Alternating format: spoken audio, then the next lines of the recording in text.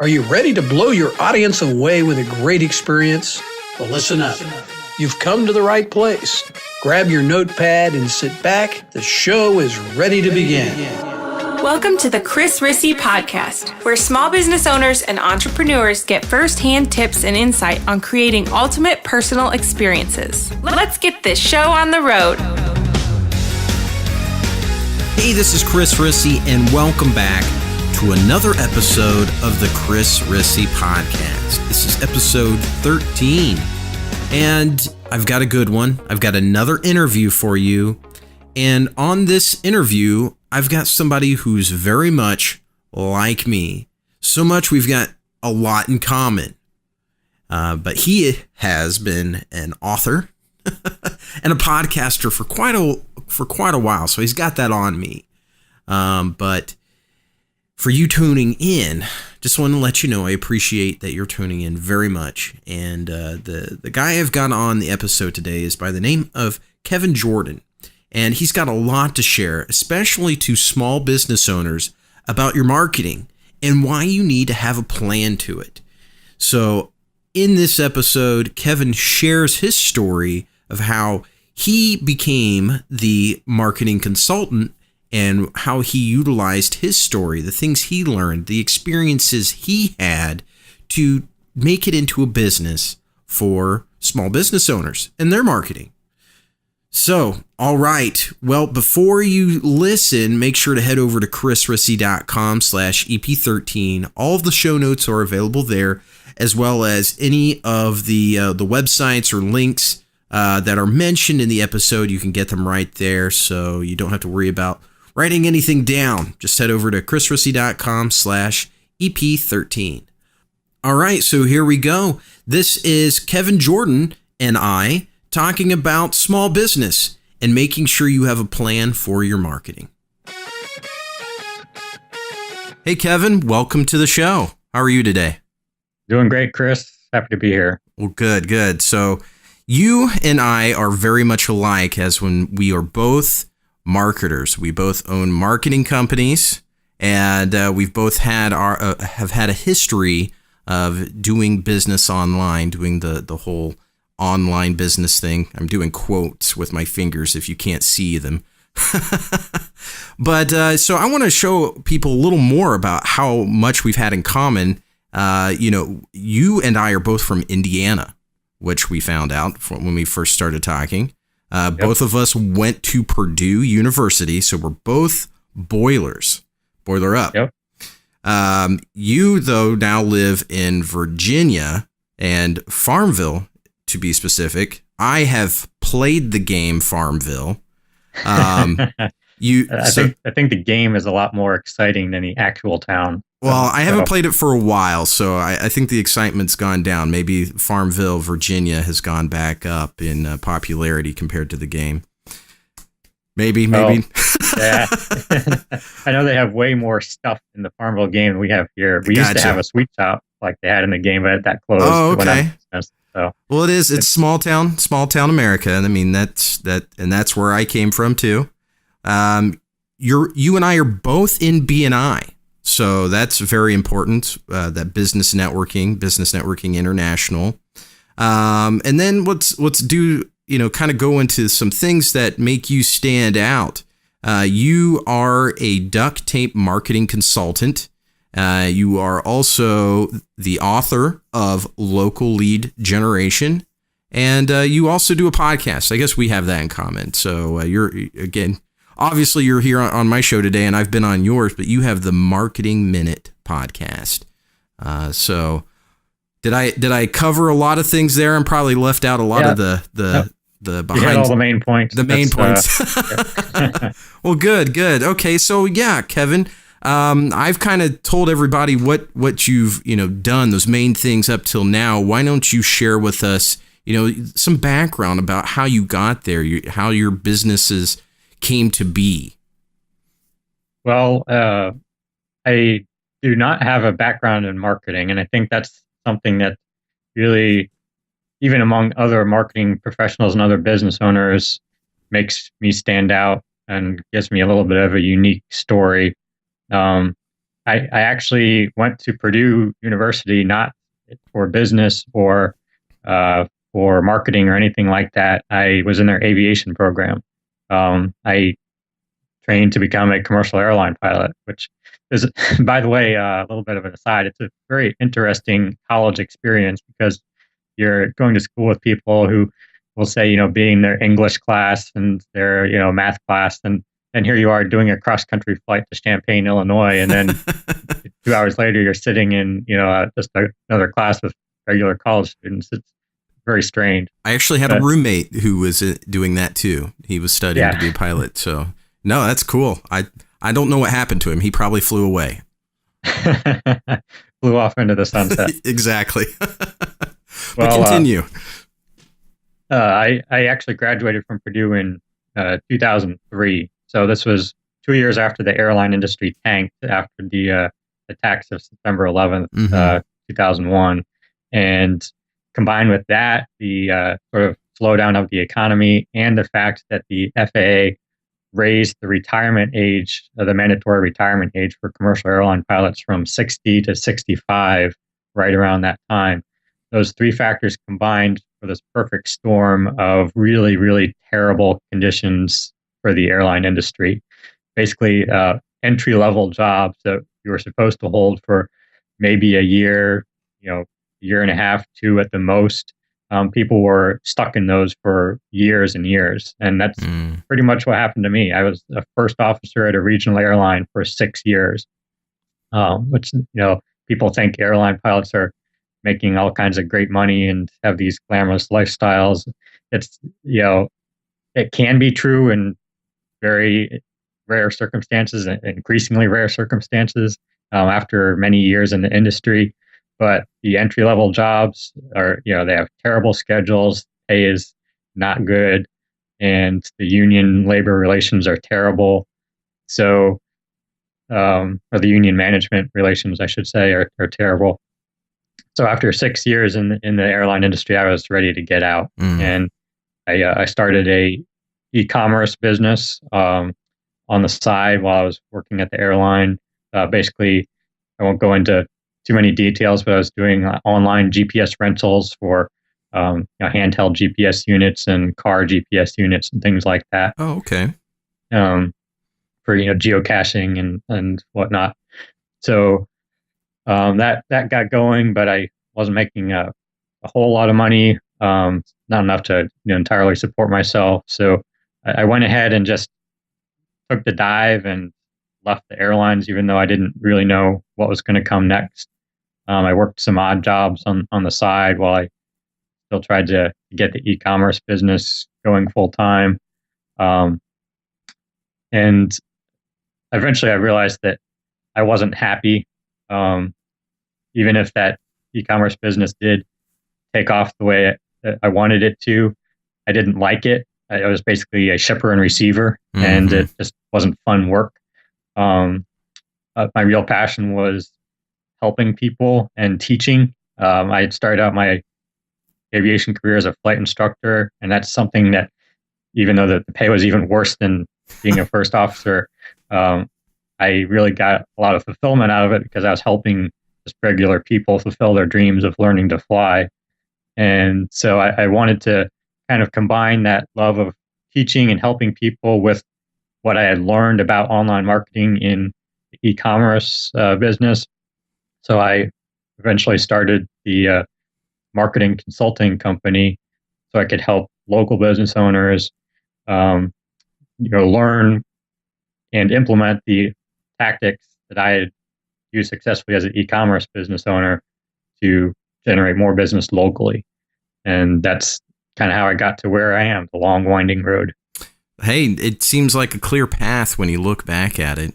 The steps that you took. It does, doesn't it? When you look back at it. It makes complete sense. And hindsight is always 20/20. But yeah, no, that story you could tell 1,000 times with 1,000 different names that people you get into what you thought was your passion, and sometimes it ends up being a dead end.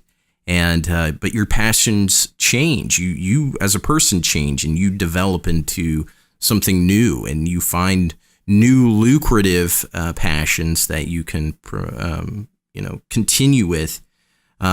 And it sounds like the e-commerce thing, it was something to do on the side to help make ends meet, but it wasn't something you were passionate about. But you were able to learn from that, which is, very, very important, and then turn what you learned then into a business that you are in today and have been able to really become successful with it. I mean, writing a book, having the podcast, being part of the Duct Tape Marketing consulting group. I mean, these are major things in the marketing industry. So, I commend you on having the perseverance to stick with it and stay with something and really find what makes you unique there, and really make a business out of it. So that's excellent. So I'm proud of you, Kevin. I've only gotten to know you, and I'm already proud of what you've been able to do with your business. So well, thanks, Chris. No problem. I've been there. I understand the struggle. It's a real thing. And as long as you stick with it, you're not going to fail. You're going to be able to pivot and transition into what you need to be successful. So no, hey, yeah, I think that's the single most important trait for any entrepreneur to have is just perseverance. Yeah, absolutely. I know it. There's always that path. You go so far, and if you get comfortable, that's where things are going to go wrong. You've always got to realize that there's something right behind you, and you have to keep going and keep getting yourself away from it. It's probably futile, but as long as you're always reaching for the next thing and avoiding falling back to where you were before, then you're going to be able to grow a business and grow an audience and find that success, or at least understand that the success is the journey you take. And as long as you stay on it, you can continue to move forward. So, Kevin, now when you were in the e-commerce and you got into the consulting, it sounds like from us talking before that you understood that you were doing things and understood how to do things far beyond the average business owner. So why don't you elaborate on that a little bit for us? Well, I think I saw on your website, one of the books you recommend is the E-Myth. And I think that's the perfect example of the dilemma that most local business owners find themselves in.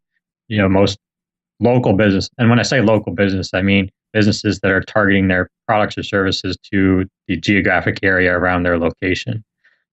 Most local business owners do not have a background in business. They have a background in a trade.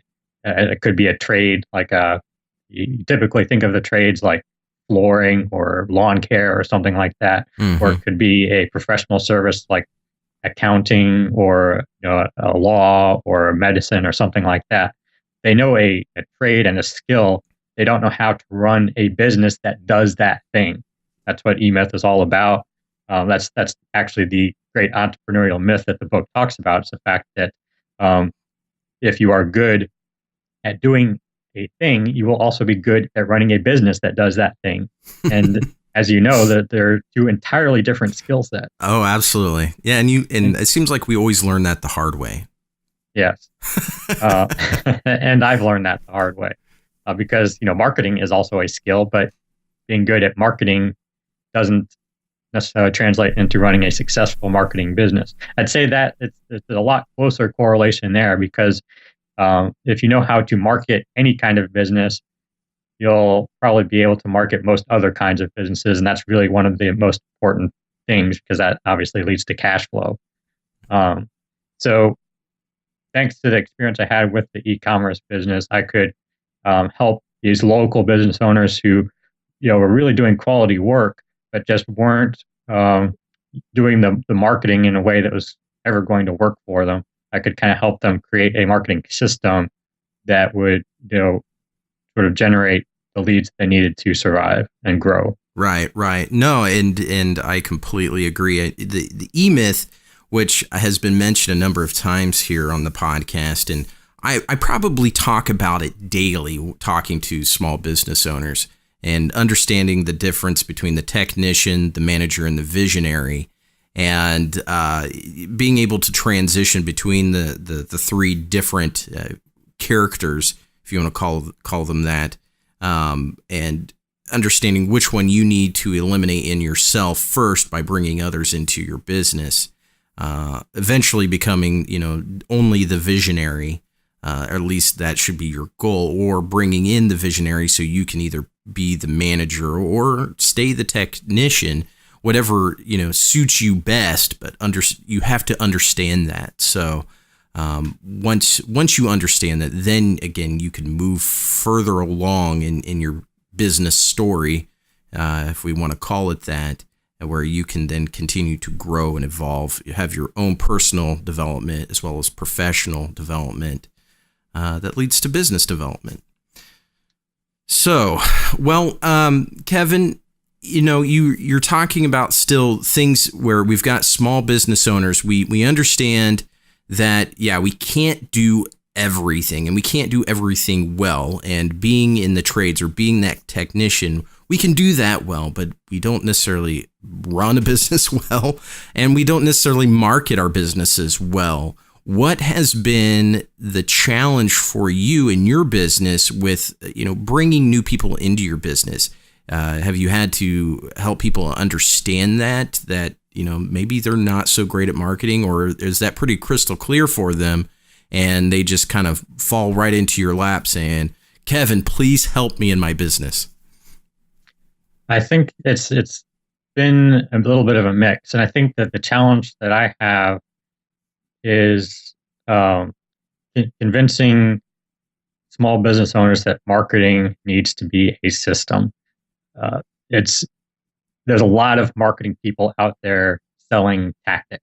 Mm-hmm. And the problem that we have in the marketing industry, which I think you and I have talked a little bit about before, is that there is no universally recognized certification, if you want to call it that, like there, say, would be in medicine or law. You can pass the bar exam, for example. If you're a lawyer, you can get can become a doctor if you're in medicine. Even tradespeople have, professional certifications that they have to pass to demonstrate that they're abiding by a certain code of ethics, or that they're doing business according to certain principles. In marketing, there is none of that. And so you have all these people running around calling themselves marketing consultants or, marketing experts. And there's really nothing for them to hold up to prove that they, have any idea what they're talking about. And most of them, not all of them, but most of them are actually just selling marketing tactics. Yeah. So, they might be like a salesperson for a local newspaper and they'll call themselves a marketing consultant, or they might be a graphic designer, or maybe the Yellow Pages, or maybe even a website designer. But none of them, or most of them, are not truly saying, okay, let's take all these available tools that we have as a local small business owner to help us with our marketing. Let's figure out how to make them all work together, which ones we should be using, which ones we should not be using, and which ones are going to help us generate the most leads for the least amount of money. Very, very, very few people, especially at the local level, are truly doing that. So my challenge was to break through all this noise and to break through the people selling the shiny objects, and say, I know, Snapchat's really hot right now, or Facebook. I know that everybody's on Facebook and you want to get on Facebook too, or whatever the marketing tactic of the week is. I needed to get past that and convince local business owners that there is no magic bullet. They really do need to be doing all these things consistently. They need to be doing the email marketing. They need to be doing search engine optimization. They need to have an online presence. They need to be incorporating possibly other things like direct mail. And there isn't one of all those things that's going to, by itself, generate all the leads that they want to have. It needs to be a system. So that's why I wrote the book. That's why I became a duct tape marketing consultant. And that's why I publish so much content on a regular basis, because I really need to do a lot of education to my target audience in order to sort of bring them over to my way of thinking and my marketing philosophy. Because if they don't think like that, they'll just go after the shiny object people, and I'll never have a chance to work with them. Well, Kevin, I think you pretty much just explained every challenge that I have as well in my marketing business. I mean, yes, absolutely. And, and it comes down to there's such an ambiguous definition of what marketing is. And on the small business level, marketing means advertising. That's what they think. Small business owners, that's what they've seen traditionally for years and years and years, because they always had the newspaper ad sales guy, they had the radio sales ads guy, and they are all saying, marketing. Well, it's promotion, it's advertising. You're paying for a specific channel, but there's if we're going to look at it as the transaction for your business being the storyline or the scenario, you're only really looking at a small fraction of it. And what happens after that? How do you keep them engaged? How do you continue to interact with them? And a lot of these things still are confusing, and you have to go down lower and lower and lower as far as the understanding of what marketing is. And if you don't have a clear understanding of what marketing is and how it works for your business, then yes, you're going to be attracted to every single buzzword, to new tactics, new tools out there, and just blow tons of money, waste tons of money and time trying to find that quote unquote magic bullet.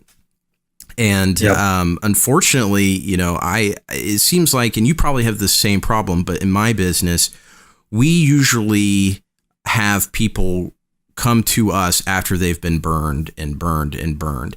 It's because, what you and I do in our businesses, it doesn't really sound that glamorous compared to these, pretty, high generating cash flow numbers. I mean, it's all possible, but you've got to start with something, have a complete system in place, understand what you're doing with that system, and then being able to be consistent with it. That's kind of where I think most marketing plans for small businesses fall apart, is they just lack the consistency with it. And do you agree? Oh yeah, absolutely. And that, I think, I try and steer all my clients towards some sort of ongoing plan, even if it begins with a project like a website design, for example. I let them know up front, I want to be involved long term. After we publish this website, I want to be doing your email newsletter every month. I want to be helping you write your blogs. I want to be your go-to marketing person, where, if you get these calls from these marketing people trying to sell you stuff, I want you to come to me and say, okay, I just got this call from so-and-so. Does this make sense? Should I take a look at this? I want to be the kind of trusted advisor to them, that they use as their sounding board, so that they don't end up wasting money on things that really are not going to work that well for their particular situation. Oh, I know. I'm in the same place. I get lots of phone calls and emails from clients saying, "Hey, Google called me." And that's a whole other conversation there. Oh, I know, but you know exactly what I'm talking about, and that's hilarious, because Google's not going to call you unless you contacted them first, and most likely they're going to email you. And when you get those calls, it's definitely not Google.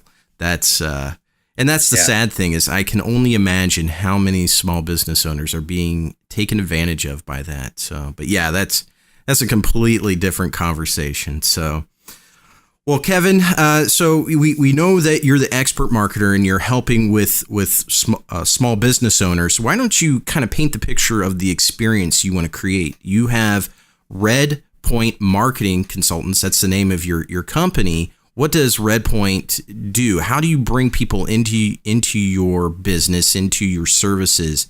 Then, how do you keep them engaged? What kinds of things are you doing that you want to get out there?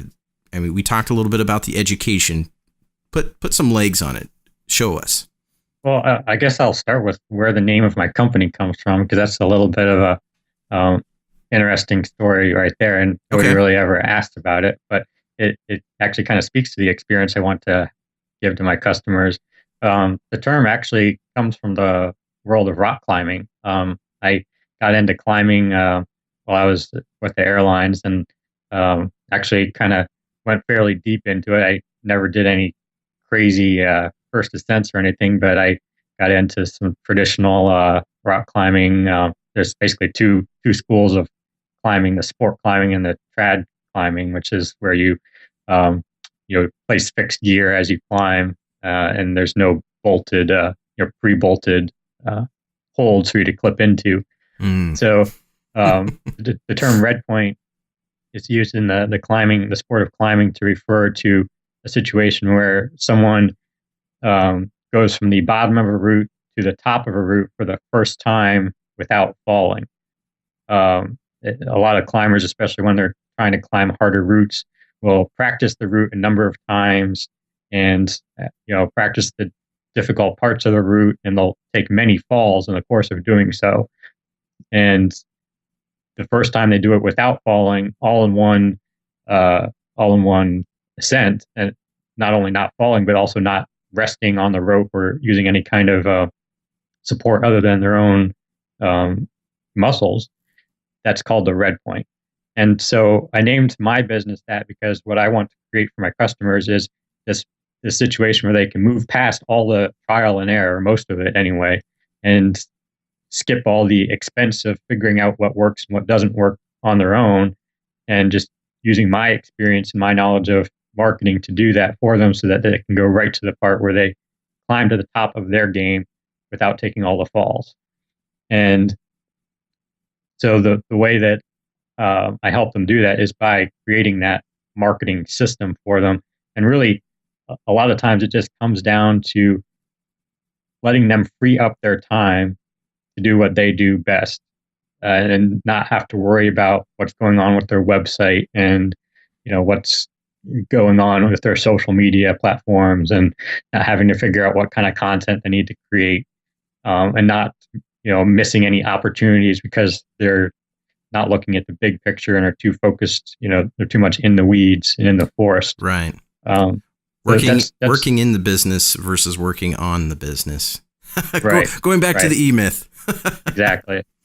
So that's really the experience I create for most of my small business clients, is just sort of freeing them from having to worry about the tactical day-to-day marketing type stuff, and just kind of taking that off their plate. Right. Well, I do like the story you just told about the red point. I mean, I'm not a mountain climber, rock climber, so I didn't know what that meant. But now I completely understand it.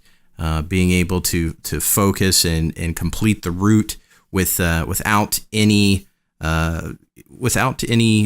pause, doing it correctly. How about that? Not right. Failing and having all the different attempts. You're saying that you've done those. You've figured out the best route for your customers and clients, and so you want to share the convenience of it, but also the benefit, the reward of having gone through it. So no, I like that. That's a very good story for your brand. Well, thank you. I made that up. No, I'm just kidding.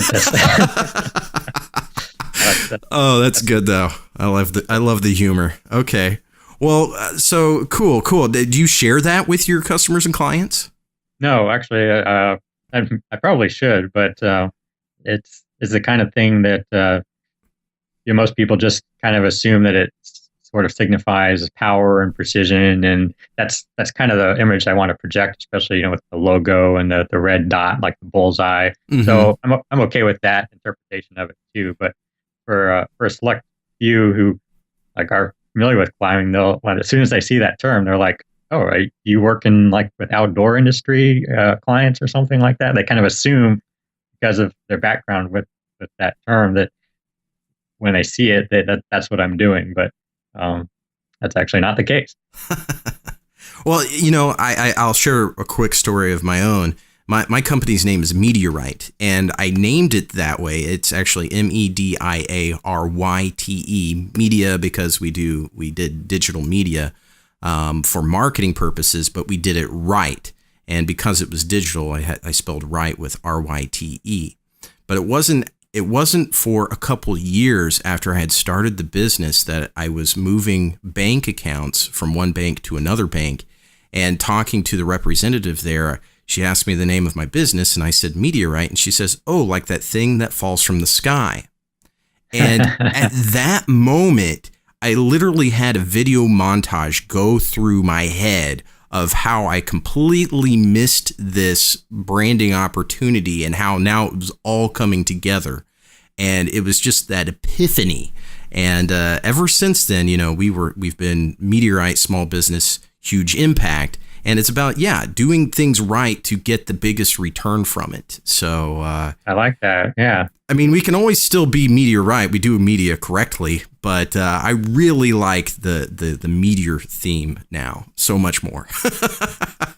Yeah. And it's not even my own. I can't have credit for it. It was the lady at the bank who asked me that question. So, we've all got those funny stories, but, back to Redpoint, I love that. And I absolutely think you should share that more. That's a good thing because it makes way more sense to me.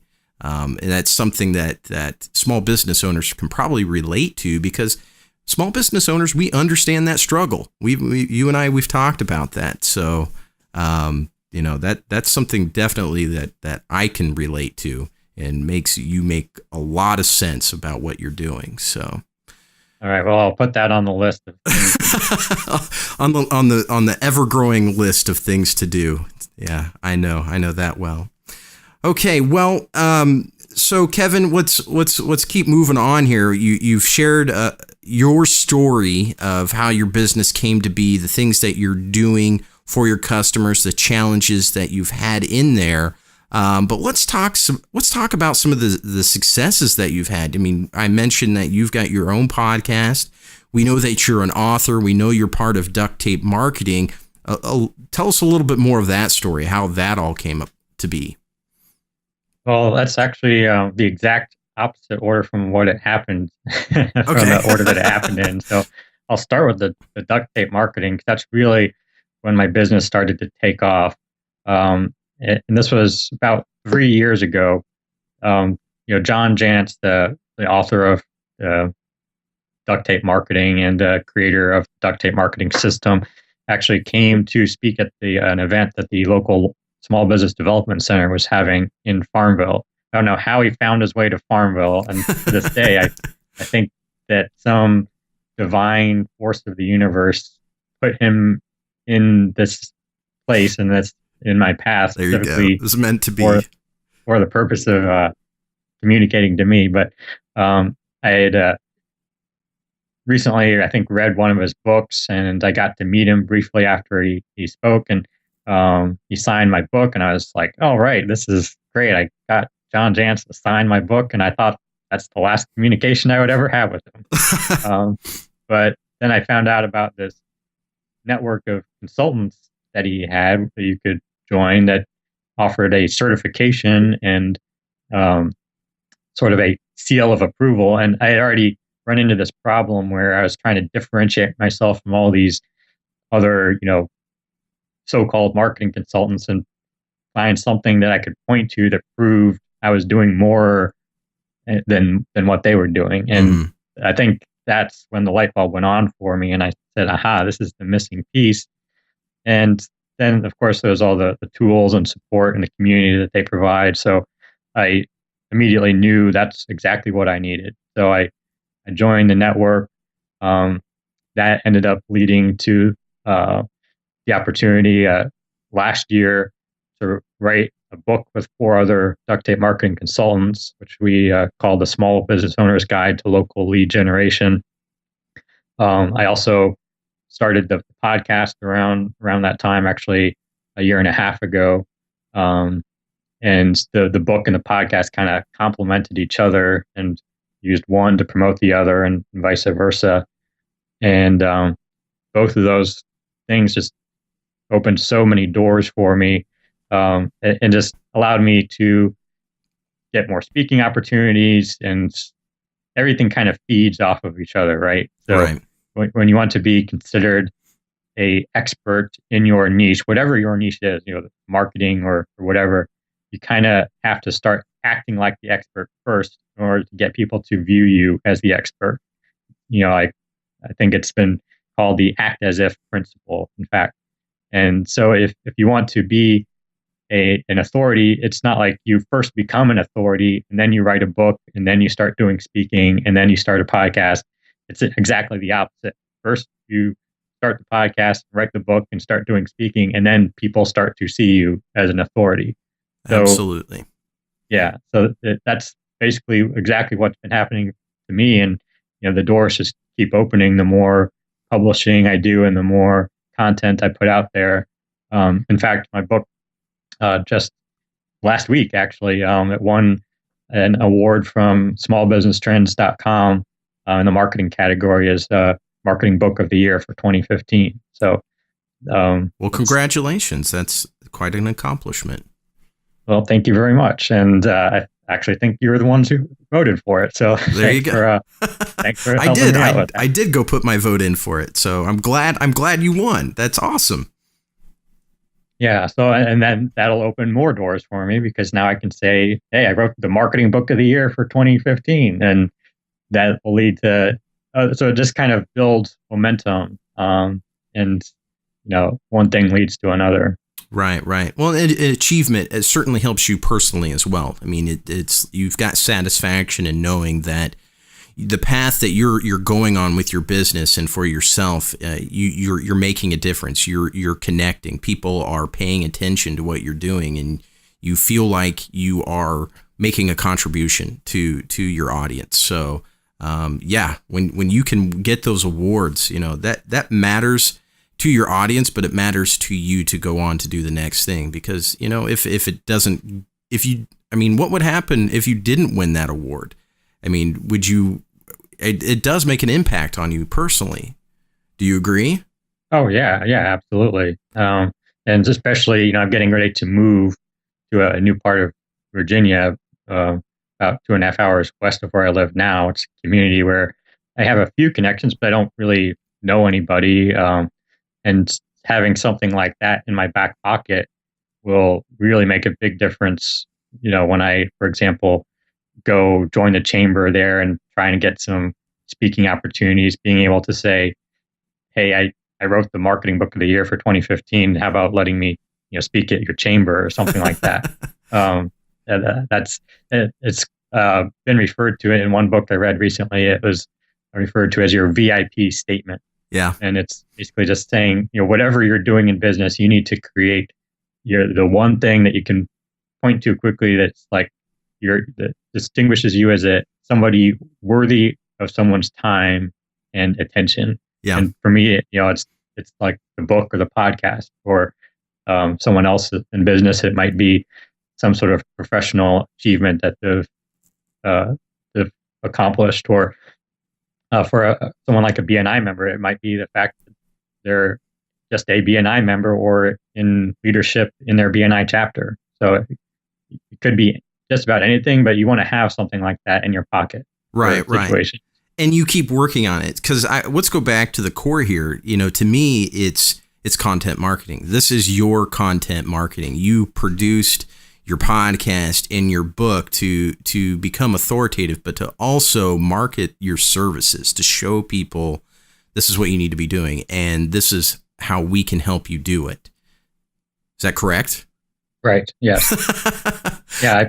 I practice what I preach. Exactly. That is exactly the same words that I say. And that's why I started doing what I'm doing with chrisrissy.com. It's, I've had Meteorite, I've had the business, we do these things and we do these things well for other people, but we haven't really done it for ourselves. And it's just because I would say, haven't found what it was that we needed to be saying. And it's by listening to our customers and our clients to really hear what their issues are.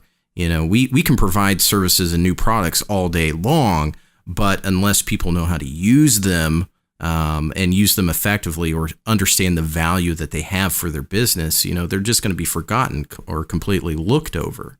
And that content marketing is a major factor into making a lot of things make sense for your audience. So, you've got your podcast and you've got your book now, and you're actually doing, you're getting achievements for that. You're setting new goals for yourself just for your marketing. And that's a great thing. I commend you on doing all of that. Those are things that, I didn't even know were possible. And so now you're giving me things to set goals for. So thank you. Well, you're welcome. And it's an ever evolving process. I think, as soon as you get one thing off your list, then it seems like there's something else that gets on. And for me, a year and a half ago, I decided to start a new BNI chapter in Farmville, and little did I know how difficult that was going to be, especially in a rural town where nobody had ever heard of BNI. It actually took a full year and a half to get chartered, but that learning experience was well worth the effort. And now that I've done that, now that leads to, okay, so what's next in this area, especially with getting ready to move, do I want to try and start another chapter? Do I want to maybe become a BNI ambassador or a director consultant? Or, what's the next thing that gets on that list? And the same thing with the book. Once I've written a book, okay, do I write another book? What do I just leave it as a one-time thing?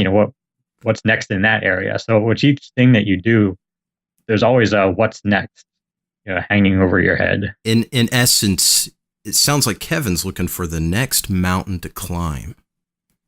There you go. And that's such a good analogy too, because that's very much the sport of climbing is driven by firsts, first ascents, new routes, pushing the outside of the envelope to see if you can do the climb more difficult or unique. And that's really what drives the whole sport. So I think that's a perfect analogy for business. Yeah.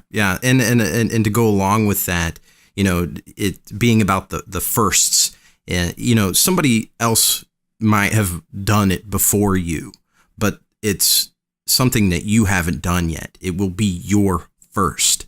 And that matters to you personally, as much as it matters to everyone around you too. When you're able to do that, you become a focus for people too, because you've proven that it can be done to those around you, and they're going to relate to you more. They're going to relate to somebody else who's been out there and done it first as well. So, okay, Kevin. Well, we're gonna wrap up here soon. So I want to know from you, through all the experiences you've had of being the pilot, being the e-commerce fulfillment guy, to being the marketing consultant, the author, the podcaster, all of these things. What is that one thing, that one word to you that has meant success? Well, I'm actually going to give a different answer based on the question that you just asked and what we talked about before we started the interview. And That's I'm going okay. to say, I'm allowed to do that? You're allowed to do that. Okay. I'm just going to say discipline. Discipline. I love that one. I'm going to write that down. Just because you threw the pilot part in there, that's I think what really ties it all together, and that's where I learned the discipline was as a pilot, because when you have people's lives in your hands, you do things right, not like 75% of the time, not 90% of the time. You do things right 100% of the time, because if you don't, people can die, and you could die. And I don't want to be melodramatic. Flying is very safe, but it's safe because of the discipline that not only the pilots have, but everybody in the system has. Yeah. And so I translated that into, discipline in my personal life and in my business life. And, when I serve my clients, I take that philosophy, as even when no one's looking, even when I know the clients will never even know if something is done correctly or not, I do it right anyway, just out of the sense of discipline. Well, that's definitely very good. Actually, the previous interview that I had 2 Taekwondo instructors on, and we're talking about how discipline's been developed in my son and how great it's been.